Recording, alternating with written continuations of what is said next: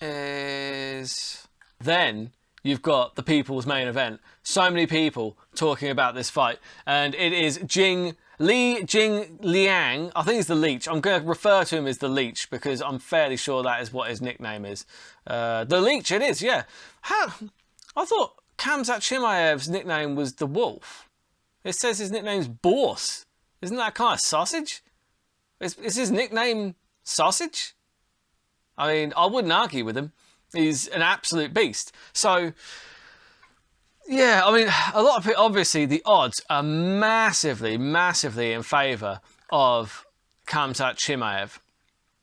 And obviously, this one is tough because, look, how is Chimaev going to be the same Chimaev that we saw previously? Obviously, he had some real problems with COVID, didn't he? He's coughing up blood into the sink. Dana White is pulling him out of retirement. But basically, he retired and Dana White was like, hey, not so fast, buddy. You've got dollar signs written all over you. Me and you, we're going to make some money. I'm going to make you a millionaire, you know?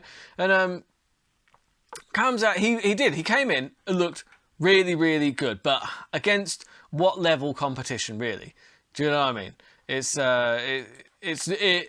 The guys that he fought, with the greatest of respect, were not the best. So yes, because I know that he fought the two Brits, didn't he? Well, Welsh fella, and I forget what his name is. I'll remember it in a second. Yeah, John Phillips and Rhys McKee. With respect to those guys, they're kind of straight out of Cage Warriors.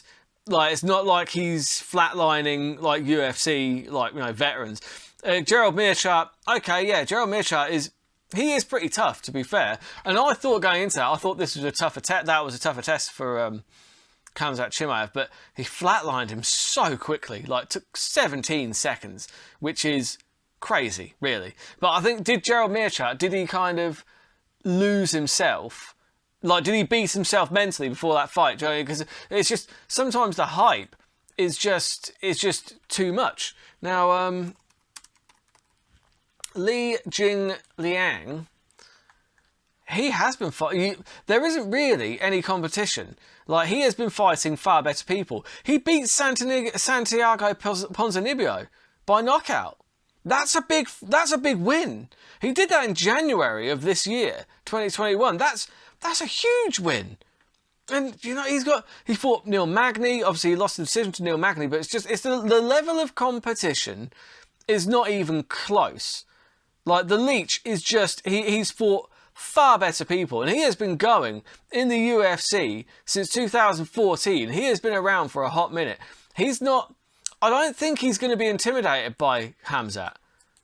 I mean, maybe I'm wrong. He might be. But Khamzat, obviously, he's got the reach. He's a little bit taller as well. And Khamzat is he's got that X factor, hasn't he? He's got the wrestling. He's got the strike. He seems like... And it's the stories as well. Because the thing is, I've heard a lot of stories about Khamzat Chimaev. Apparently, he absolutely ragdolls like Gustafsson when they spar together, which is crazy. Gustafsson is a giant light heavyweight, and Khamzat Chimaev fights at middleweight, mostly at welterweight. Is this one being fought at middleweight? I think it is. That's crazy. I thought he was staying down at welterweight, but yeah. Either way. I would love to be able to pick the Leech in this fight.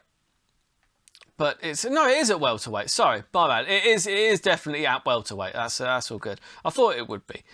But yeah, so look, the odds wise that you've got Leech at like plus 450, so you've got 3.5 after one on the Leech just to get the win. That's come in a little bit, to be fair. Khamzat Chimaev 1.2 as the favourite, so there's no point in even betting on him as the winner. But it's the knockout is there. I don't know. Thing is like there's nothing that really tempts me, because I think honestly it will probably be a TKO or possibly a submission. It might be a submission, to be fair, like, because Khamzat does have a fair few submissions on his record. But then again, it's like, are we just kind of counting the Leech out here kind of unfairly? Because yeah, so he's got 6 knockouts, 3 submissions. Like, all of his fights he has finished. So, I mean, what's the price on the double chance? That's a good question, isn't it? Is there a double chance? Khamzat Chimaev by TKO submission, 1.53. Yeah, there's just no point in putting that on. There's just no point. So Li Jingliang, he knocked out Ponzinibbio. I think I'm going to roll the dice. You know, and this is going to be terrible. It's going to be just terrible. Look, the Leech, he's tough. Look at the size of his head, man. He is so tough. And he has got knockout power. He can knock people out. And also, I don't think he's going to be intimidated by Khamzat Chimaev. I really don't. Like, that isn't really in the Leech's nature. He's been around too long. He's fought too many really top guys to be intimidated by this new kid on the block, quite frankly. And like I said, you can hear all the stories that you want, but we haven't really seen it from Chimaev yet. Gerald Meerschart, that was impressive, but Meerschart, did he beat himself before he got in there? It seemed like he kind of did. He looked like a rabbit in headlights. I don't think that effect is gonna happen with the Leech. So I'm taking Li Jingliang. I'm going to take him to win by knockout. You got +7 on that. +7. So you got 6-1 on the knockout. Look, at the end of the day, the other factors that I'm pulling in here is that Khamzat Chimaev might not be the same Khamzat Chimaev that we remember. That who knows what kind of effect? He was coughing up blood, man. That's not good. That ain't good, is it? So yeah, I'm gonna take Li Jingliang in that one, just because. Why the fuck not? He's got a chance.